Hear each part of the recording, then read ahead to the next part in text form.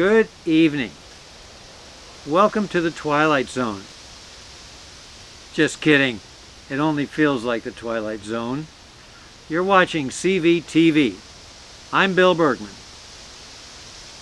And I'm John Erdman. Let's get right into the news. First in the news, Cabin 6 is nearly finished. We're putting on the finishing touches right now. You can hear them hammering on the siding. Let's check the Caleb cam. Do it! Ow! Put it over like an inch and a half away from that gap, just straight into that plate. Camp is feeling a little smaller with Mikey and Jack out on the trail with camp families for 10-day canoe trips. I know it must be getting pretty lonely up there for Kyle.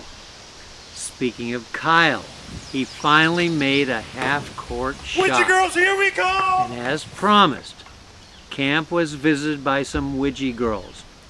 And not just Alex in a wig, real Widgie girls. But speaking of Alex in a wig, Wandering Elk stopped by the peninsula Thursday, and he said he was heading south. All summer long he's been sending us postcards from various places, but he said that in one of them that so glad that you are thinning the balsams and replanting white pine. Nature is a formidable force and should be revered. And you know what else looks great? It's the wooden canvas canoes. Let's go directly to Kyle Montgomery, who's working on them right now down in the rec hall. Here we've got two wooden canvas canoes. The one on my right is a 1946 canoe that John came across a few years back in Pennsylvania. The second one here, also in Old Town, is an original 1938 canoe that was sold along with the property of camp. Both of them have some damage we're going to be repairing. The 1946 one has some from the collapse of Cabin 7. Well, this one's just more general wear and tear, some cracked ribs, some broken planking that we're going to be fixing. Right now we're pretty much at a standstill waiting for parts to come in. But within the next week or so, we'll get these babies canvassed up, and next year they'll be ready to hit the trail. Once again, let's check on Chungus Humongous, our spider in residence. The biggest spider. Chungus Humongous, we found you! Aragog reborn. How did you get all the way from the costume hut to here so quickly? Teleportation. Can you teleport? Wow, he's looking bigger than ever. Let's see how our new counselor Jack is doing. Jack, are you there? Jack, can you hear me? Oh, he's on the trail. And now a message from our local fishing man in the bay, Alex Kvanli. The wacky worm is a lot like mercury because it's deadly to fish. But it's also like hot cereal because they all love it. Its motion is irresistible to fish of every species. Observe as I attempt to catch a walleye on the wacky. Now it's mostly a smallmouth bass and a northern pike lure, but you never know when you catch a walleye. So you want to sort of jig in the line slowly as you're reeling in. Doing, doing, doing, doing, doing, doing, doing, doing, and it's making that motion. Oh, oh, oh.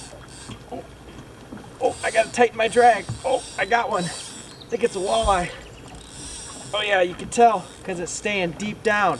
A pike or a bass is gonna come to the surface a little more. Oh yeah.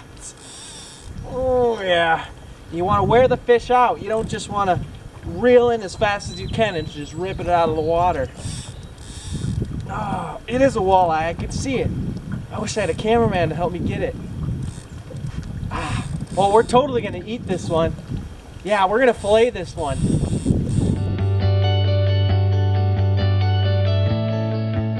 All right, we got some South Farm Lake walleyes on our first excursion. We took Suzanne's garden shears, and if you trim the neck and let them bleed out in your live well or your stringer on your way back, it produces a almost crystal white fillet. So we got the neck trimmed. We're going to come behind these two front leading fins. I'm going to use the big knife for that. And just make an angled cut from bottom to top. We get up to the backbone there, and then to take your tip of your knife and just make a small incision right along the backbone. He's still quivering a little. And you run that line back to just above the anal gland, or whatever they call that, and you run your knife across the top of the backbone, and then with a little angle down, flexible fillet knife and sharp knife, run it just to the tail, leaving it connected so you can peel the skin off later. Now you got a small cut, and you'll take your knife and just start running the sharp tip along till you hear it touch the bones of the backbone or spine, and that starts to release the fillet. So you got that partially released, and as you get to that backbone, we're going to take the knife and just run it out on the skin, just on a little upward motion. Just a soft cut out and up.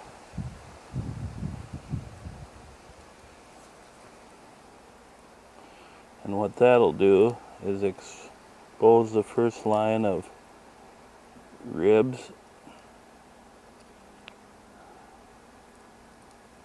And now those are all exposed. You can see the little black lines along there. You can take the tip of your knife and you can see through the translucent meat. You just drop that right down and run it right under that rib bone. And that releases that line of bones. From there you get on the bottom side of it, and again just run your tip down till you hear it hit the next set of rib bones. You can almost hear that maybe on the video if I get close. So once you're back down there, you just make the turn and run down, and you're going to come back down the next set of rib bones. You'll see those as we expose.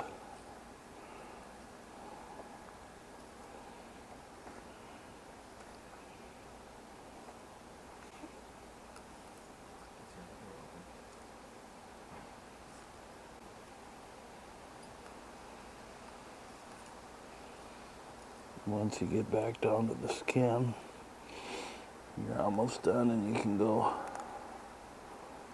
straight down through the belly, and then it's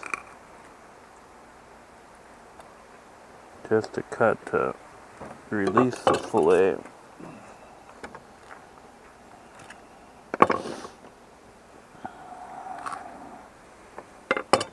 And you're left with a white fillet. Pinch the tail and kind of break it, and just put a little angle down, and you can kind of shake the fillet. If you're transporting the fish, when you get to there, you can cut off and leave an inch of skin for transport, and just rip it and leave a little tag in, because then you can peel it off when you get home. In this case, we're going to eat them, so we're just going to finish the fillet. And there you see, I'm still practicing, but maybe missed just a touch there, but you don't miss a lot of meat. So it's pretty much a replica on the second side. Looks like Phil the fisherman also filleted his beard. This week's virtual programming is paddle decoration. Now, if you're like most people, you don't have an abundance of decorative paddles at home. That's why we have so many hanging around the craft shop. You all left them here. So go on over to Flipgrid, enter code CVWeek5, and download and print out our paddle template. Then, using the medium of your choice, crayons, paint, colored pencils, etc. Draw your design on the paper and submit a photo of it on Flipgrid. As usual, winners will get their names on the CVVP 2020 plaque. Lastly, our award-winning camping special, Can You Not?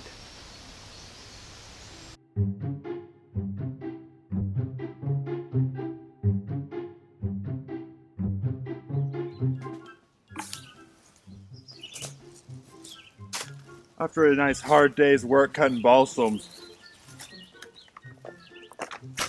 Oh.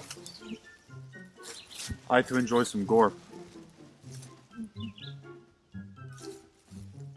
After you're finished with your gorp, the best way to tie it up and save it for later is by using a slip knot, which entails of making one loop and shoving another loop through the opening of the first loop and pulling closed. That way, when you want some gorp later, you can just pull on it and it will open right up. That's all the news we have for you tonight. I'm Bill Bergman. And I'm John Erdman. We'll be seeing you on Flipgrid. And make sure to check out my word of the day. Good Night!